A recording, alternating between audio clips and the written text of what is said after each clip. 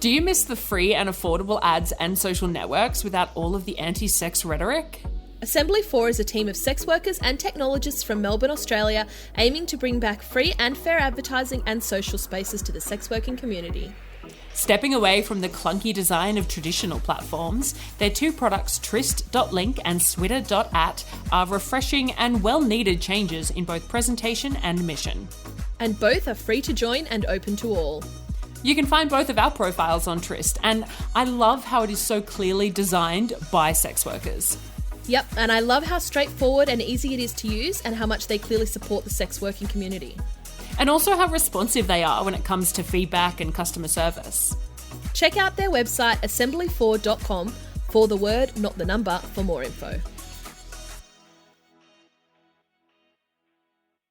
Welcome to Somebody You Love, or The Sale of Two Titties. I'm Jenna Love. And I'm Holly Hart. And we're experts in disappointing our parents, breaching community guidelines, and banging the people who vote against our rights. Before we get into the show today, we just would like to take a second to acknowledge the traditional custodians of the land from which we are recording. I am on the land of the Darug Gundungurra peoples, and Holly is on the land of the Ngunnawal people. We'd also like to acknowledge our privilege within the industry. As cis white workers, we don't face the challenges as more marginalised workers do. We can't speak on behalf of more marginalised workers than ourselves, and so these experiences and thoughts are just our own.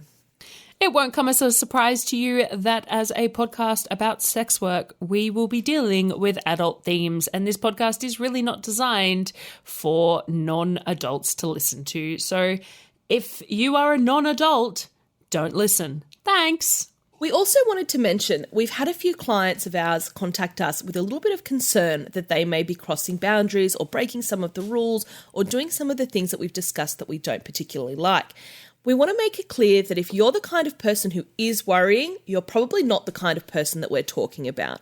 Yeah, absolutely. I've had a couple of conversations with clients who have gone, oh, listening to that, I thought, oh, do I do that? Or have I done, oh no, is she talking about me there? And we knew that this would always be a potential issue with us speaking publicly about this stuff. But as Holly said, like I have a really long etiquette page on my website and there's a lot of information there. And I can guarantee you that the clients that read all of it are the clients that probably didn't even really need to in the first place anyway.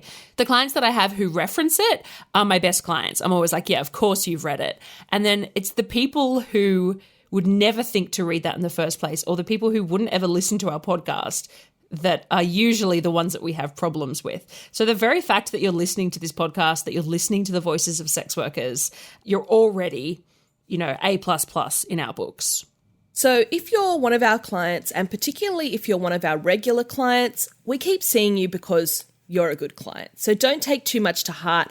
Take this for what it is, just some criticism, some thoughts, a bit of laugh and a bit of banter. For the most part, you're probably doing fantastic. So today we are talking about sex workers having relationships. And this is something that I'm super passionate about. And I think it can get dismissed quite easily in the activism space because it's sort of not, I think it can, maybe people might see it as a bit frivolous, like we're just talking about our love lives. But I think it's actually incredibly crucial to the sex worker rights movement. And for me, it was a really core part of my activism. So I'm going to tell a little bit of a story about how I sort of came to be an activist, I guess, and how I now consider myself to be one. I used to do a whole bunch of videos on Twitter that were like question and answer videos. So people would just ask questions and I would answer them in the form of a video, just little 2-3 minute videos. And then one day I was talking to Mr. Love and we were thinking maybe it would be cool if he came on and did some with me. And we actually asked people for questions that were specifically for the two of us or for him. Now, this was quite a big deal for us because Mr. Love is definitely the shyer of the two of us. He is not the kind of person to just start a podcast and start talking to people all the time. And he often, like a lot of the time people ask him stuff about sex work and he's just like, I don't know, like, that's just what my wife does. Like, he doesn't really see it as a big deal. And so I spoke to a couple of my friends at the time being like, oh, Mr. Love is kind of keen to come on and do a couple of those videos with me. And everyone I spoke to warned me against doing it and said, oh, you better be careful. It might, scare clients away or whatever. And I was like, oh, well, I've always been open about having a husband. Like, everyone knows he exists. I talk about him in all my bookings. I feel like my clients are sick of hearing about him because I'm always raving on about how great he is. And they were like, yeah, but it's very, very different to know that he exists as a concept and to actually like see him, even though he wasn't showing his face in the videos. And I was like, yeah, okay, fair point. But I also was like, I don't care, because if I lose clients, then I lose clients. And as we can tell by this podcast, it's like I'm just really good at turning people off booking me. That's like my my special power. So I just wasn't really bothered, and I went ahead with it. And the response was exactly the opposite. I had quite a few new clients come to me who sort of said, oh, I saw those videos, and they were really interested in the way our relationship works, and it really humanized me and made them want to come and meet me. And my regular clients were like, it was so great to actually hear him speak and say all the things that you've been saying about him.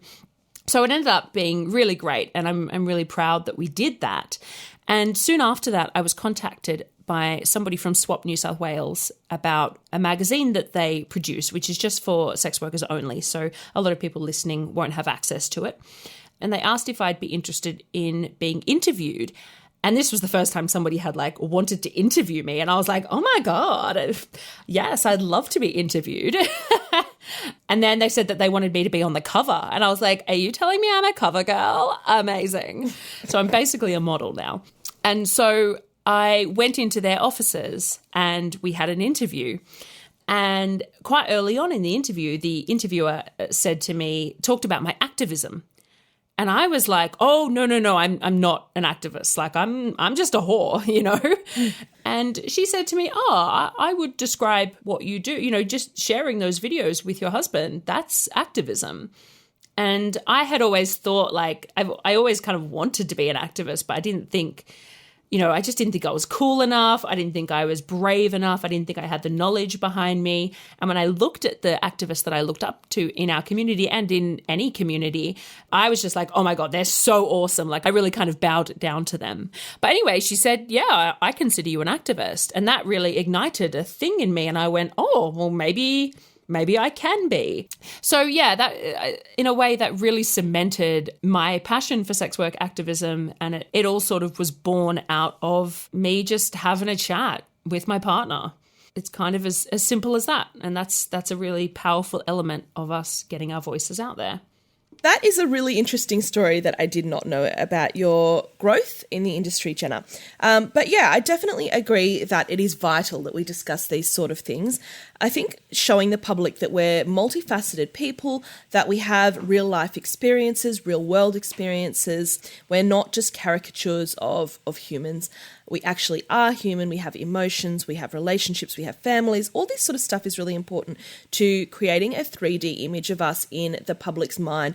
It really helps to remove a bit of stigma, but also just to humanize us. And so when people talk about sex workers, people think of human beings, not shady alleys with the stereotypical stuff that the media likes to portray. Of course, that can be some of the industry, but that doesn't represent all of us. And that's not all of who any of us are.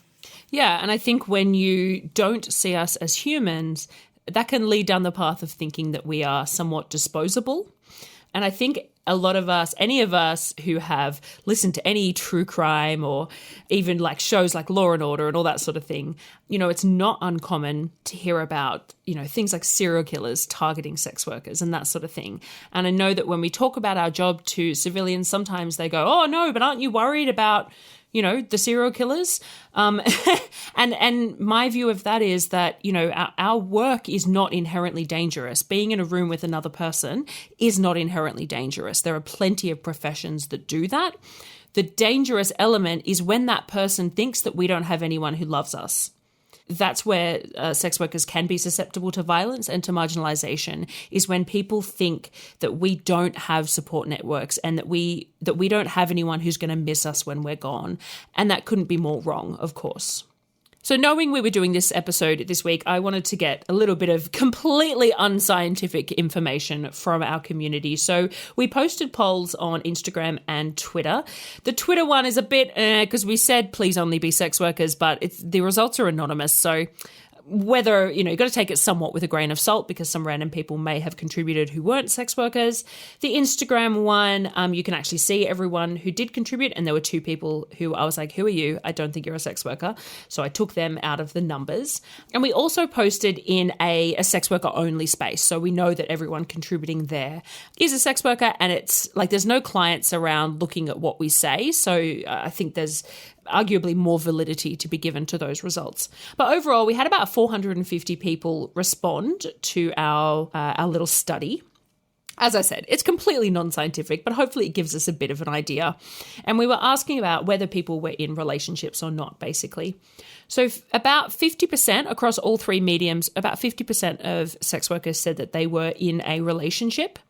So of those, 75% of them described that relationship as being serious and monogamous. So I think that's quite interesting because a lot of people assume that if a sex worker is in a relationship, that it will be a non-monogamous one. And we'll talk about that a bit later. But yeah, 3/4 of people responded saying no, they are in monogamous relationships. Of those who were single, it was about 50-50 whether they were happy to be single and they wanted to stay single, versus those who were described themselves as dating or looking for a relationship, whatever kind of relationship that might be. And in our sex worker only space, there was a bit of discussion about it, and we've got permission from a couple of people to share their stories because I just think it's important to remember that we all have different situations and there's so many different ways of doing relationships out there, and that's reflected in the sex working community as well. One of our favourite workers, Amanda Valentina, had to say, I am permanently single and have no interest in dating again, let alone in the near future.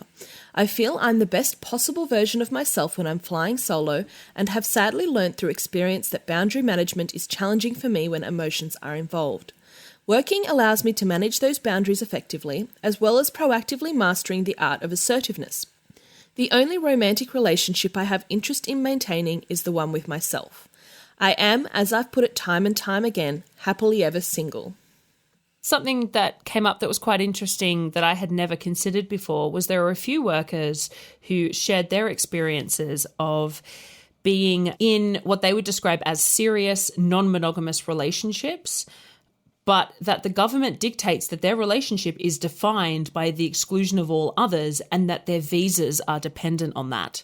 So a couple of anonymous stories. It wasn't our intention to settle down and nest together, which is often in non-monogamous circles, nesting is referred to the person that you live with. So Mr. Love is my nesting partner. It wasn't our intention to do that, but a partnership visa was our last resort, and it forced us to jump onto the relationship escalator together. Fortunately, we're very happy together, but it's been an expensive, invasive, fucked up process. And they said a lot of that had been shaped by the pandemic.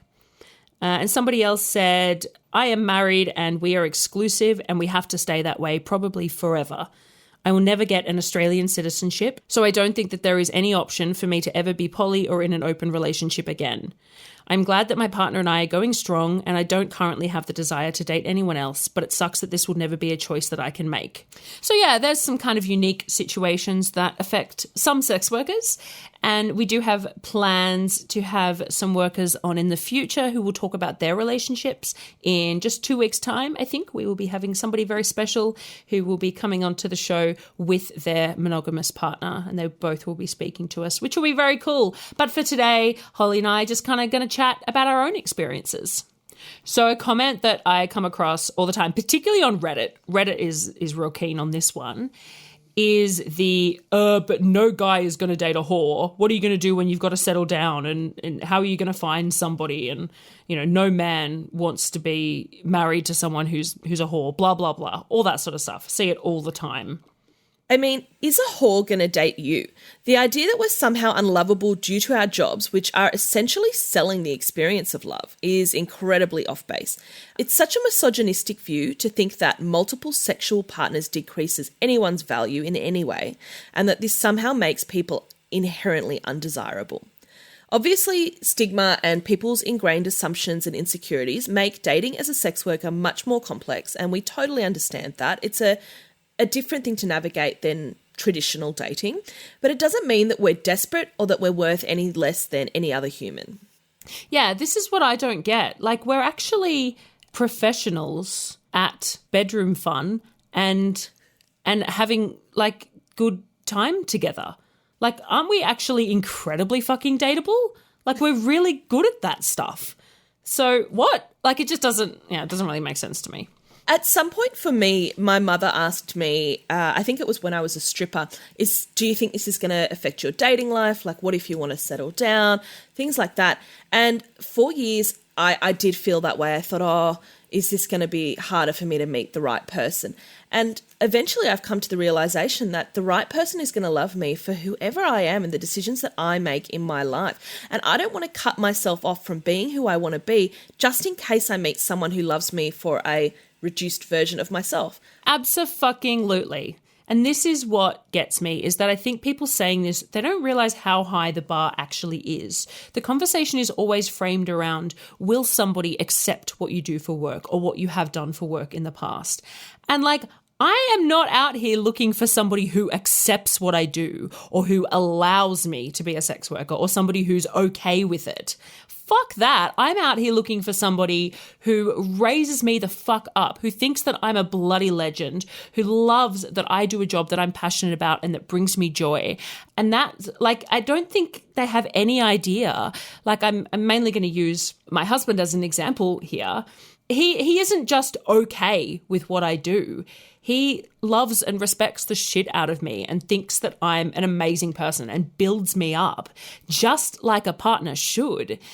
As an example, I'm always posting videos online and I do different little interviews and things like that. Actually, I did an interview with a mainstream media channel recently, and it was like distance recorded. So I recorded on my end and then sent them my recording. So it was completely unedited. It was just me talking for an hour basically, and then they're going to cut it up. And later in the day, I walked past my husband's office and I heard my voice coming out and I was like, what are you doing? And he was listening to my recording of that, and he sat there and listened to that whole thing, and he always does. I always overhear him listening to little videos I've put up online and stuff, and I always get embarrassed. I'm always like, oh God, what did I say? Fuck. I'm happy to put this shit out to everyone on the internet, but when my nearest and dearest see it, I'm like, oh no, what have I said? And every time he's like, I'm proud of you. I love you. I love that people, the other day he said to me, I love that people come to you and ask for your opinion on things because you're, for better or worse, an expert in a field, because you're somebody that you've got things to say and people are listening to what you say. And I just think that this idea of, no man's going to put up with someone who's been a whore. I'm like, oh, babe, you do not realize how fucking legendary the partners of sex workers are. They're not putting up with us. They are right there with us. I mean, I'm sure there's some terrible ones out there, but I think that the ones that stick around and a lot of the ones that I know are bloody legendary. It's a really archaic view that women have to somehow be less than who they are just so that they can get the perfect partner. And that's so ingrained, and particularly with generations gone by, that you should be whatever your partner wants you to be. And I think we're coming into an age now where a lot of people are finding that they can be who they want to be and meet a partner that accepts them, and not just accepts them, but adores that about them. And that's so empowering. And as you said, Jenna, so many of the partners of sex workers that I know are incredibly supportive, and they love their partners because of who they are, not because of who they are not. Yeah, or also people may not want a partner, or they might want multiple partners. And let's not forget that this conversation is always, oh, no man's going to want to date a whore. Half the whores I know are lesbians. So what men want has nothing to do with it. So I think another question that comes up for a lot of sex workers is choosing whether or not to be open to their clients and be open in their advertising and or social media about whether they have a partner or not. And, look, for a lot of workers, they really want to keep their private and their professional lives separate. If somebody asks them whether they have a partner, they say that's none of your business, and absolutely fair enough. It doesn't have to be anyone else's business. But in my case, I had just never thought not to be open about being married because I don't know, it was just like doing any job. I was like, well, I have a husband. There's a ring on my finger and we're married. So that, I don't know, I just never thought that it would be something that I should hide. And early on, there was a lot of comments around forums and just even from clients that would say it to me face to face. There was a lot of assumptions that my husband must have been a cuckold, somebody who gets off on the idea of their partner being with other people and often in like a humiliation way. And that it was a fetish and that he was with me because it like turned him on to be with a sex worker or something like that. And people found it really strange when I was like, no, he's just my partner. Like, we're just married, just like your doctor might have a husband. I have a husband. Like, there's nothing more to it. And so I think this was like, good 10 years ago, almost 10 years ago, people sort of had this idea that if a sex worker did have a partner, that there was a reason for it rather than them just being a human being who has relationships. These days, I don't get that nearly as much, probably partly because I'm a bit more well-known, I guess, and people know about Mr. Love, but also because of the work of a lot of other sex workers who have been open about having partners. And I think we've all really helped kind of pave the way of it being a bit more accepted that is a very normal thing. It's just as normal as somebody not having a partner as well. You certainly don't have to, of course, but it's not any more unusual than anyone in any job having a partner. It's not a surprise when you hire a tradie to come to your house if they have a partner, and it's not a surprise if a sex worker has a partner either. What do you think about this thing of disclosing whether you're attached or not? Well, I'm unable to comment from personal experience as I've never formally had a partner during sex work. I've sort of had fuck buddies and things like that, but not an actual partner. If I did have a partner, I would be strongly inclined to disclose just because I'm just too freaking honest, and lying for me is not something I'm comfortable with. I think my clients know me really raw and honestly, and that's just who I am. So I would have no issues with being really honest about it. And I think, it's a nice thing to share. Hey, I'm in love and loved. That would be fine. Yeah, I think it's very understandable for sex workers who do want to separate that for a whole number of reasons, one of which may well be protecting their real life identity and that of their families.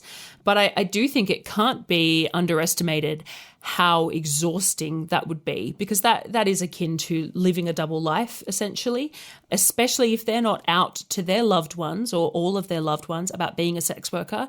Then they're hiding from them that they're being a sex worker, and they're hiding them from their clients. So they're really having to carry all these lies around. And if they want to do that, then that's great. And if they feel that they need to do that, then they absolutely should.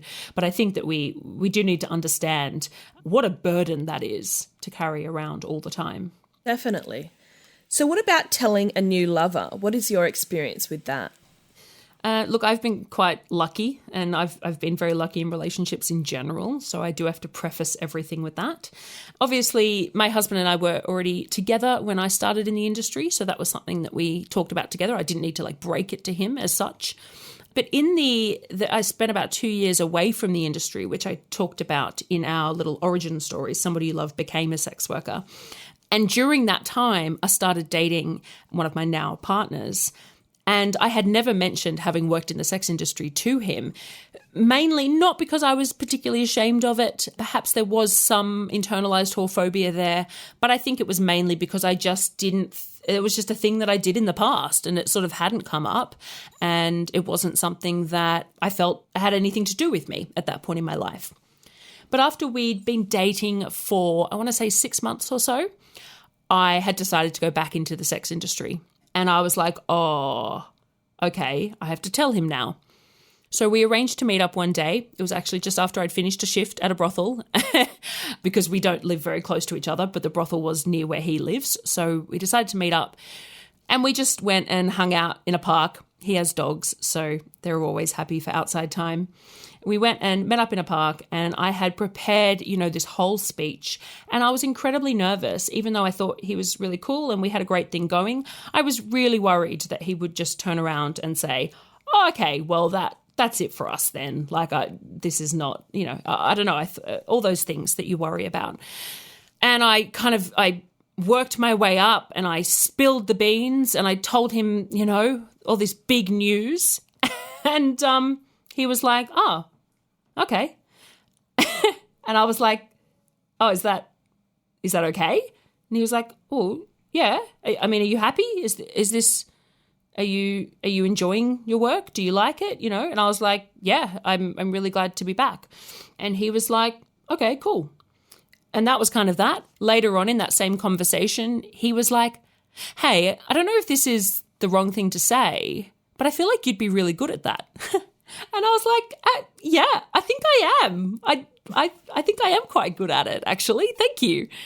And that was that. We didn't speak too much about it for a little while. He's a very quiet guy, somebody who really likes to process his thoughts on his own and then will bring them to the table, which is not like me. I just process them outside of my person.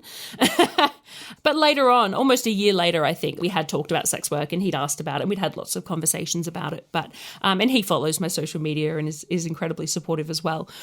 At a later date, he told me that at first it did make him feel quite self-conscious and he was worried that he was inferior and he sort of had these ideas that I was having all these crazy, wonderful experiences and he was like, oh, God, what is she doing with me, And then he said, then he realized, well, she's doing it with me without payment. So obviously that means that she really wants to be with me. And I was like, yeah, I mean, if anything, that's a huge endorsement. Isn't that like that must make you feel like a fucking rock star because I want to hang out with you with nothing else other like the only thing I'm getting out of it is you. And I love that. That's a really wonderful thing. So he went through that thought process all on his own, but I can see that would be something that could be difficult. And everyone else I've dated has either known very, very early on or I've met them as a client. So obviously they knew what I do. So I know that lots of people out there don't have great experiences, but I've just never had an issue with telling a partner about my work. My experiences haven't been as healthy as yours. I have, as I said before, haven't had a serious partner while I've been doing sex work in the last however many years. But in the past, I have dated, and in between bouts of sex work, I have had partners. I had one partner when I disclosed to them, they were very paranoid during our relationship. I mean, he was a pretty paranoid dude anyway. And when we split up, he actually went to my mother's house and knocked on the door to tell her that I had been a sex worker. So I wish I didn't ever tell him. I had another partner who I told who then sort of used it as a way to put me down during our relationship as if I was somehow tainted, which was really disappointing. And at that time, I didn't have the connections in the industry and I didn't have the self-esteem, I suppose, to realise that was bullshit. I think it's quite telling. Like, I think it really, really showed their true colours, for lack of a less cliched way of putting that. Because I think, the one that was quite paranoid, I think was always going to have issues with the thinking of you being with anyone else or anything like that. Jealousy, insecurities. And the one that used it to put you down, I imagine would have found something to put you down. And that was the tool that he grabbed onto in order to do that. And it's shitty that these people would use sex work to do those things. But I think it also shows if sex work wasn't there, they would have found something else to do that with. And I don't think sex work is necessarily the cause of that. But it certainly can bring it out and make it unpleasant for you. Definitely. The first one, Luke, he actually used to be really paranoid. I used to work in telecommunications at the time and I'd catch the two buses home because we lived out in New South Wales at the time. And if I was 4 minutes late to get home from work, he would ask me where I'd been. Like, he was like, who have you been with? He was paranoid. There was a lot of issues going on there. And the relationship did actually end in a restraining order. So I don't think sex work was any sort of influence on that. I think it was just another thing that he used to target me with or to be paranoid about. And then when the relationship was over and he went to your mum's place, was that, do you think, just an act to try and hurt you? Yes. It was just weaponizing it? Yeah. Yes, absolutely it was. Yeah, it was just a way to get at me. At the time, he was sleeping in his car in my street and doing things like really doing bizarre things to try to hurt me. So not good times. The other partner of mine who was the love of my life, really was not a very healthy person at all. And he was, once again, incredibly insecure. And yeah, he saw any chance to try to bring me down because he felt shitty inside. So yeah, I think sex work wasn't what caused or wasn't a big thing in either of those situations, but it definitely was, as you said, weaponized several times. And so I wish I didn't tell those people, but it's not even that. It's more that I wish I didn't date those people. That would be the solution, is that, I have healthier relationships or healthier self-esteem these days, so I don't put myself in those sorts of situations. I've also been on Tinder dates with 2 women who I never heard from again after those dates, and I feel like a massive part of it was sex work. They never said explicitly, but you do pick up on people's body language when you tell them. You do pick up on those sorts of things. I didn't tell them until we actually went on our first date, because I like to see someone eye to eye so they can see me as a human before they decide sex work is confronting for them. One of them was actually a polyamorous woman in a relationship. She was really into ethical polyamory, but she thought sex work was not valid. So that's, in my eyes, maybe slightly a double standard. There's a little bit of whorephobia there, but that's her choice to make. That's fine. And, not the person for me. So, yeah, to go back and answer the question, in terms of telling a new partner, I always will tell my new lovers and new partners, but it can be fraught. And that's the next question. When do you tell a new person in your life, in particular for this episode, a new romantic interest in your life? When should you tell them? I tell them straight away, either on the first date or in the first messages online, if that's where we meet. I have steered away, though, from telling them online, as I find that it leads to, as is standard in the sex work community, bans from those sorts of apps. They think we're soliciting, so they will permanently ban our accounts for even mentioning that that's our career, which is just absolute madness. Yep. But also when I have told, particularly men, on dating apps that's my job, it encourages fetishization of the work or seeing me as a sex object. I've had people reply with just really, I think that they mean well and they think that they're open-minded dudes, but the stuff they reply is really making me feel like that's all they see me as suddenly. Yeah. And so I'd rather not do that immediately. I'd rather wait until we meet in person and they get an idea of me. What's your experience with that, Jenna? How long do you usually wait? I don't wait at all. I would prefer every single person that I ever come into contact with in my life to know that I'm a sex worker, because I would like to know if they have a problem with that, because I don't have time to fuck with those people. Like, I'm not interested in investing a second of my life into somebody that thinks that I'm less than because of what I do. So I'm very much, upfront. I want to know straight away. And if they do respond in a fetishizing way, I'm like, cool, goodbye. Or Bye. If they respond saying, isn't that a bit, okay, cool, no worries, goodbye. And I know I don't expect everyone to be completely woke and up with sex worker issues. And, I spend a lot of my time doing activism and speaking to people who don't know about this stuff. But if we're talking about, me, my personal dating life, I don't have time for that shit. But that being said, that's really, really, really easy for me to do because I am completely out about my work. As your example with Luke is a great one, where if you are not completely out about your work, every single person that you tell is a potential liability. So if you're and I think that that's something we really need to keep in mind, because I think it's all well and good to say, oh, you've got to be upfront and tell people. And that's how I like to live my life. But telling somebody that you're a sex worker can put your safety in danger. You don't know how they're going to react. They can weaponize that. If you have a civilian job, as we call it, they can contact your employers, they can contact family members. And I think that as a result, telling people straight away is just not always an option for a lot of sex workers. And they have to really tread a lot more carefully and wait until they have developed a sense of trust with someone, which is tricky, because then that person may then feel that the trust has been broken because they've withheld something from them. But it's bloody difficult. And I've had such brilliant experiences. I don't have any good advice for how to manage that.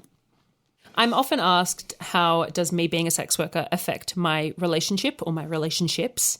And while I acknowledge that for many people it does, in my case, It just doesn't. It never has. Since becoming a sex worker, I've dated 5 people. So including my husband, that's 6 people. And, people that don't want to believe this aren't going to believe it. But I can tell you that there has never been a single issue in those relationships as a result of my work. And a lot of people, often when I speak to media, I mention my husband and they go, oh, do you think we could talk to him? And as I said before, he's quite shy and he's like, I don't know if I really want to talk to people. But he also, and I'm putting words in his mouth, I know. But his other thing, when people say, like, how do you make it work? Or how does it affect your relationship? He's like, I don't know. It just doesn't. She goes to work and she comes home. Like, it's literally like any other job. And I know that not everyone sees it as literally any other job. And of course, there is the element where I have sex with other people. I know that's a part of it. But for him and for all the other partners I've had, they've just been, it honestly has just been a non-issue. I've heard sex workers say that they've dated people who they've thought it would be a non-issue with and the person's acted really cool with it. But then when they've had arguments or something, they've thrown it in their faces. And I am so, so grateful that I've never had that experience. If somebody were to throw sex work in my face in an argument, I might commit my first ever act of violence. That would be just completely unacceptable. So it's really sad to hear that people have had those experiences. But in my case, it just hasn't been a thing. Of those 6 relationships, only 2 of them are still going. I actually had a breakup at the beginning of this year, which is the main reason why we haven't done this episode until now. We originally talked about doing it early on, and I was far too heartbroken and kept bursting to tears. And we were like, okay, let's leave that one till later. And I can tell you that being an escort is the hardest fucking job in the world when you're heartbroken. It is not easy to be there for other people when you're feeling that way. But I'm all good now. And yeah, only 2 of those relationships still exist, but none of them ended because of anything to do with sex work. They came to an end as relationships do. Have you had it sort of affect your relationships in the past?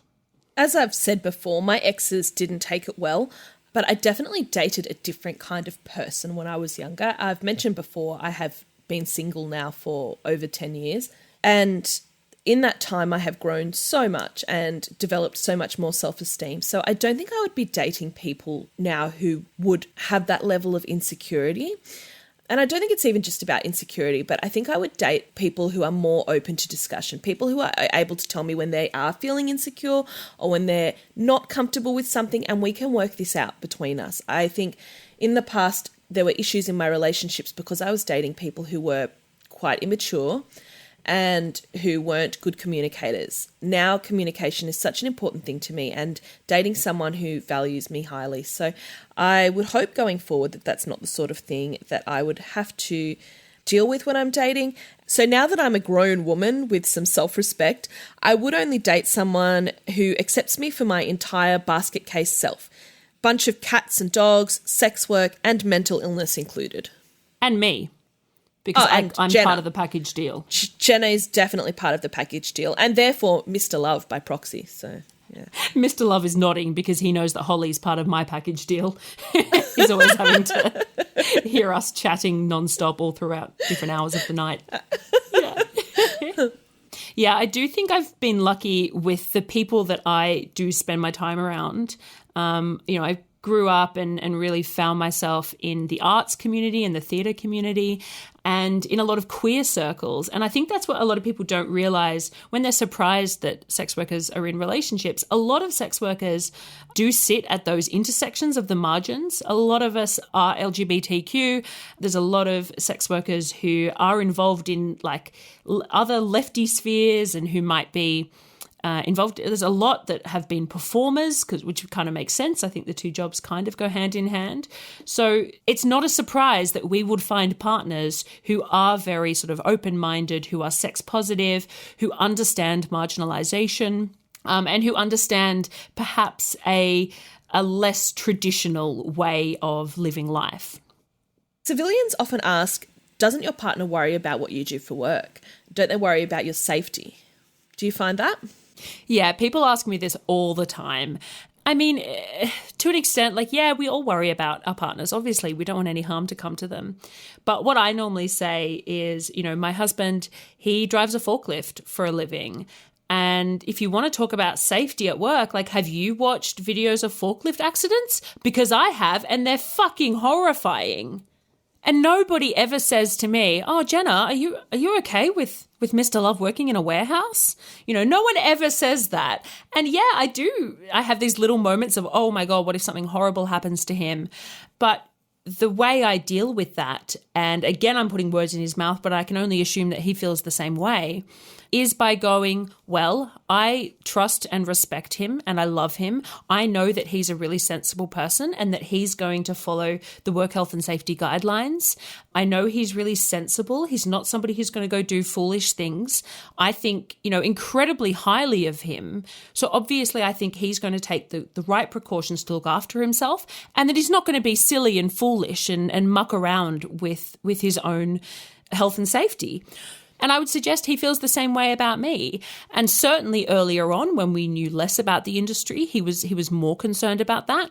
But he knows that I'm not an idiot and that I'm going to do what I need to do to protect myself. And he also knows that my activism is a part of keeping myself safe, because it's part of keeping all sex workers safer. And that's why it's so important to me. So I think it's a bit silly to ask if your partner worries about you at work, because there's a lot of jobs that have dangers in them of all different kinds. And I think that what you have to do is you have to just trust that your partner's doing the right thing. And I think, I'm certainly not anti-monogamy, but I think a lot of the people that have these ideas are very pro-monogamy. And I think monogamy's fine. I just don't think it should be set up as the standard. I think it's a decent option to have. I just personally think it's a little bit weird, but that's okay.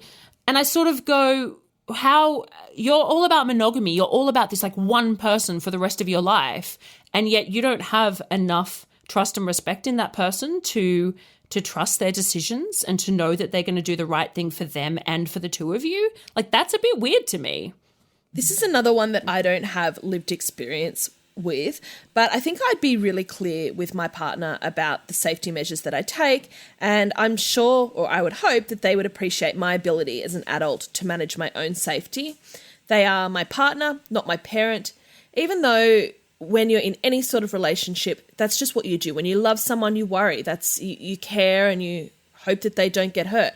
But there is a line where that becomes prohibitive and just becomes neuroses. If you let your partner, God, who am I becoming? Yeah. But if you're comfortable with your partner driving to work every day, but you're not comfortable with what they're doing at the job, then your views on safety might be a little bit skewed, I think. Is there room in sex worker relationships for monogamy? Yes, absolutely. And this is a big one. And I think I've been hesitant to talk about this because I'm so open about being non-monogamous and not being a fan of monogamy, really. As I said, no, I think it's fine. I think it's a good choice. But I just think it's weird how it's held up as though that's the standard and anything else is a deviation. But I think the best way that I can illustrate this from my experience is that when I first went into the sex industry, my husband and I were monogamous. And it wasn't until I actually took a break from the industry that we decided to sort of explore non-monogamy, more so from my needs. It was something that I wanted to try. And he was like, okay, we'll give this a go, because he's a legend. And in fact, then that we started to explore polyamory, which is a whole kind of another level. And I think that what's really telling is that when I wanted to begin doing sex work, we had a lot of conversations, but we were like, okay, yeah, cool, we'll give that a go, and I think that'll be all right. When we moved to doing non-monogamy, when we moved to the step of me spending time with other people in an intimate setting without there being payment, that was a much bigger jump. That said a lot more about our relationship. So they're two completely different things. The fact that I'm a sex worker is not why we are in an open relationship. That's just because I'm a big slut. It's quite a different issue. But yeah, they are completely different things. And so even though I am in an open relationship at this point, that has nothing to do with my work. I work a job and I have a relationship style, and those two things pretty much have nothing to do with each other. So in that sense, absolutely, it can be monogamous or it can be not. My preference for relationships is generally monogamy. It has been in the past. As I get older, though, I do like the idea of not necessarily an open relationship, but maybe more flexibility. as I said before, I'm open to discussion with my partners, and we can discuss those sorts of things without judgment. That would be an ideal relationship for me, where maybe at some point my partner says, I'm feeling like this, and I can express my feelings and I can go the same way. If I was doing sex work at the time, and honestly, even if I wasn't doing sex work during the relationship, I would be comfortable with my partner seeing sex workers. I don't find that threatening in any way, and I understand sometimes there's a need for variety, and that doesn't really offend me. But once again, my job does not mean that I am immediately open to one thing or another. COVID-19 has had a significant impact on the sex industry, and snap lockdowns and travel restrictions mean that there are times when sex workers require emergency financial relief in order for them and their dependents to stay safe, housed, and fed.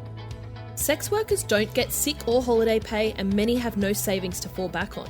The stigma and discrimination that we face means that some have no proof of earnings to access government support, and of course migrant workers are often forgotten. Scarlet Alliance and their state and territory member organisations joined together to create an ongoing fund that is hosted on the website Chuffed, that's CHUFFED. Donations are tax deductible, 100% of funds raised go directly to sex workers in need, and most weeks the amount of people applying outweigh the amount of funds raised, and sadly people have to be turned away. The link to this fund is in our show notes.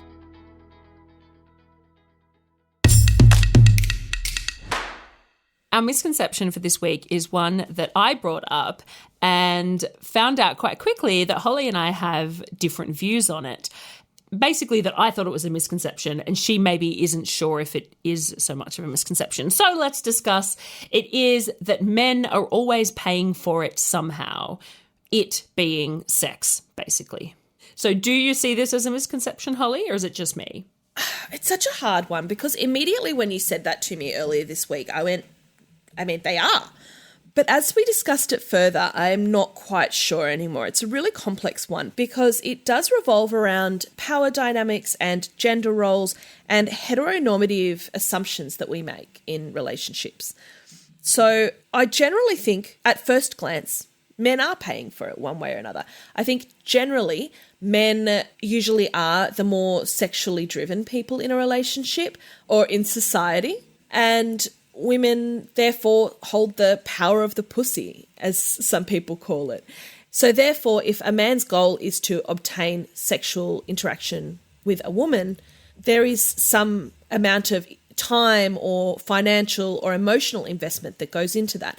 And I know that's making it extremely transactional, but I think if you look at any dynamic in society, they are transactional. Not always, but there are transactional elements to different dynamics. And that is part of it, is that in one way or another, a man, if he wants to obtain that sexual interaction, there will be some investment in one way or another. That's my understanding or my feelings on it. Tell me why it's a misconception. Tell me why that doesn't tickle your pickle. It does. It shrivels my pickle. I fucking hate it. I hate this. I am having a visceral reaction to it.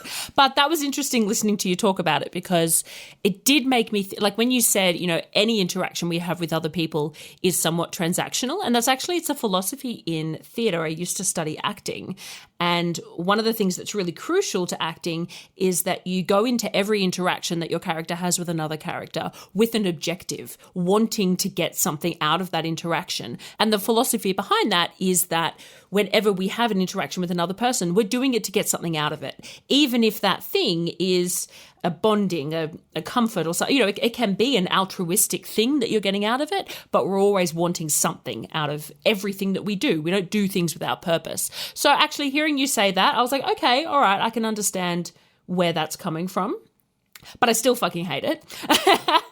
It's often used to validate sex work. I hear it used as an argument a lot, especially from men in particular who will, comment and say, well, sex work is fine because all men are paying for it somehow anyway. And I sort of go, I don't need you to validate my work. I don't need that argument made. As you've said, it's heteronormative. It's fucking stupid because does that mean that men who have sex with men are all paying each other at the same, it doesn't make any sense. And I think it really cuts me personally, I think, because particularly since becoming a sex worker, I'm really staunch that my relationships are amongst two equals. And I know that it's not talking just about money. It's talking about, as you said, emotional investment, time, etc. But, you know, I'm a real split the bill girl. Before I was a sex worker, I didn't really care about that stuff so much. But because I have all these transactional relationships in my life, it is vitally important to me that my personal relationships are not transactional and that we're both really contributing equally to the relationship. And when I hear people say this, I go, you're saying that Mr. Love is somehow paying to be able to fuck me. And that makes me, I feel disgusted. That completely, I mean, call me romantic, call me naive, but I believe that we have a really equal, beautiful relationship. And it's not based on him wanting to get into my pants. And it's the same when I get a lot of clients who say to me, oh my God, Mr. Love is so lucky because they think I'm great in bed or whatever. And I'm like, well, actually, yeah, he's lucky because I'm amazing. But it's got nothing to do with the bedroom. Like, sure, that's a part of our relationship, but he's not putting up with me. I think it suggests that women have to be put up with in order for men to get their dicks wet. And I think that's really fucked. And I hate it. I just hate it. Yeah, I definitely think part of my view comes from some amount of internalized misogyny, and I totally recognize that. But I also think, as I said before, power dynamics are really important. And I think in your relationship, you have a very healthy, equal power dynamic where you both want the same things and you both have the same respect for each other. And that's really healthy. And I'm sure that's what we all would have as an ideal. But that is not, in my opinion, often the case in society, that both partners have the same interests in sex or that they both have the same values and things like that. I think in society it just does tend to be reflected that women are more or less inclined to be intimate with their partners. That may just be a stereotype, but I think there's fuel to that fire. I think there's some truth to it. And in my past relationships, there definitely has been. But yes, society as a whole tends to function in a certain way, and maybe that reinforces views that aren't particularly healthy in myself and in other people. I definitely get what you're saying about it seeming like we are a burden and men are just doing whatever they have to do to get into our pants, and that feels really shitty.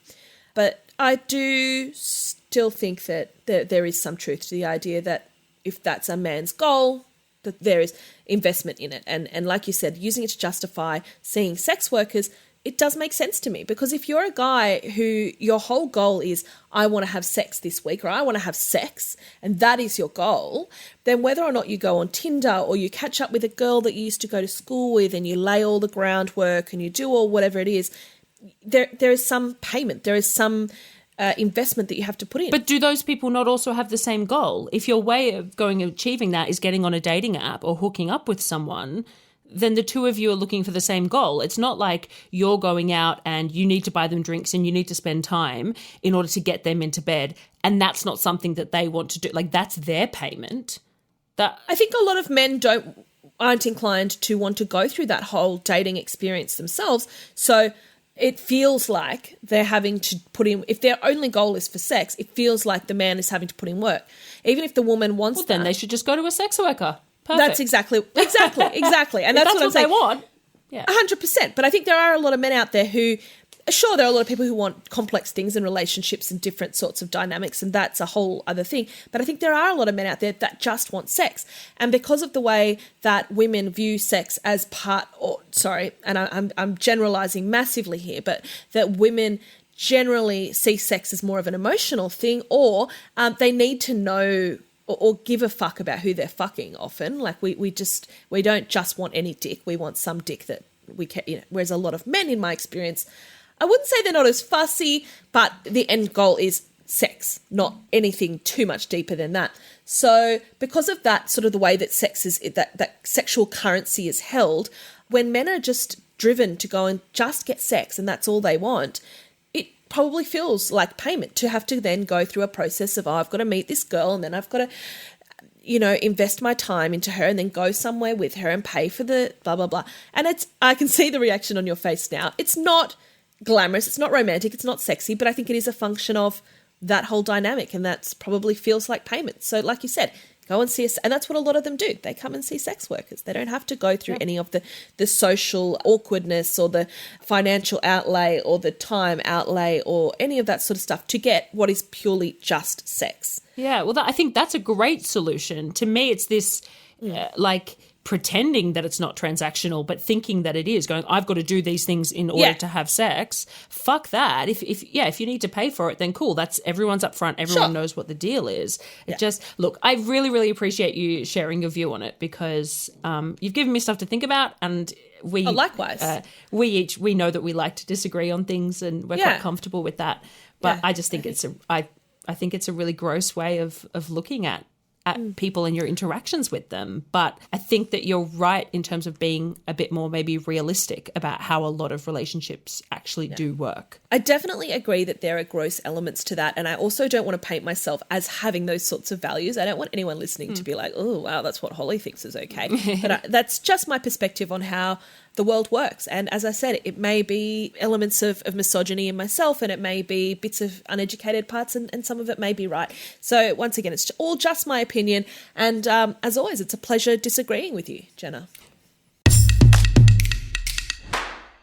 For Shit People Say this week, I was recently reminded of a conversation I had with a client many years ago. Now, this was a client who his initial contact with me was a text message that just said, hi. And I think I responded back, hi. He said, how are you? I probably, knowing me, said fine, probably with a full stop, because I do tend to be a bit passive aggressive. And any sex workers listening will be familiar with this. We call them hi guys. And often they are seen as people who are wasting our time, people who aren't serious about actually making a booking. And a lot of the time, if it depends, if we're quite busy, we may just ignore messages like that. A lot of sex workers, particularly those in positions to turn away work, will just ignore anybody who doesn't submit a proper booking inquiry. And other workers will, respond to every single message they get regardless of it. For me, it really depends on how I'm feeling. At this time, I was obviously bored enough to go along with the conversation, and he did then go on to make a booking. So then we had the booking, and during it, he said to me, thanks so much for responding to my message, because most sex workers just don't respond. And I was like, oh, okay, well, that's because you just say hi. You're being a hi guy. He was like, oh, what else am I supposed to say? And I was like, well, you're supposed to write, hi, Jenna, I saw you on this website. I'd love to make a booking around this time. Do you have this availability, etc.? Here's my screening information. And he was like, whoa, that's a bit full on, isn't it? And I was like, no, that's just how you should do it. Basic manners, yeah. From my perspective, yeah. And he said, oh, you can't just jump straight to the sex. Like, you've got to, say hi, introduce yourself, get to know someone a little bit. And I was like, oh, but we're not courting this. And it made me realize, and until then I had no idea why these people would say just hi, or hi, how are you, or are you available? And it was really interesting to get inside his mind, because he viewed it as really rude to speak to a woman in the first message, talk about arranging to get together to have sex. And I was like, right, but it's a business, when you contact your dentist, you don't go, hi, oh yeah, how have you been? Oh, okay. What's new with the kids? Cool. And then make a booking. You just fucking make a booking, because it's a business, and otherwise you'd be wasting their time. So it just made me realize that a lot of these guys, they actually think they're being really polite, and it's perceived by us as being incredibly rude. It's something I've written on my etiquette page as well, because I think a lot of things that clients or potential clients do that are perceived as the nice thing to do are actually considered quite rude by those of us in the industry. Anyway, at the end of the conversation, I explained all of that to him, and he was like, no, I'm not going to be doing that. He refused to take my advice, and he was like, that seems really impolite to just jump straight into it. And I was like, all right, well, you're going to keep having people not responding messages, but cool, whatever, you do you. Good luck. Yep, no worries. But I thought that was interesting, and it's good to know that that's where that's where some of those people might be coming from. The reason I thought that was relevant for this week is because it was like they viewed it as a courtship period. And I was like, you don't need to court us, though. That's not what we're not courting. And if we were, that would not achieve it. That would not make my panties wet. It's time for us to give a huge thank you to our supporters on Patreon. We have had 3 new generous somebodies sign up. They are Nick, Scott, and Abby. Our even more generous somebodies are Timmy, Andrew, Adam Smith, Leo, Lachlan, Cass, Sub London, Miss Billy, Diane Needs, Nora Knightley, Leslie, and Scott Watson. Our extremely generous somebodies are Aaron, Samuel, Andrew, Pete, and Theodore Betts the First Esquire. Thank you so much for listening to us today. We love having you here. And please remember to sort of spruik us on social media if you feel so inclined. We would really like that. We'd love to get our message out there. Please look out for us on Twitter, Instagram, Facebook, and Patreon. Our name everywhere is Somebody You Pod, as in podcast. Our Patreon starts at just $3 a month, and you can get all of our episodes ad-free and a day early, plus bonus episodes, behind-the-scenes action, bloopers, and more. Thank you for taking the time to listen to the voices of sex workers. And remember, somebody you love might just be a sex worker.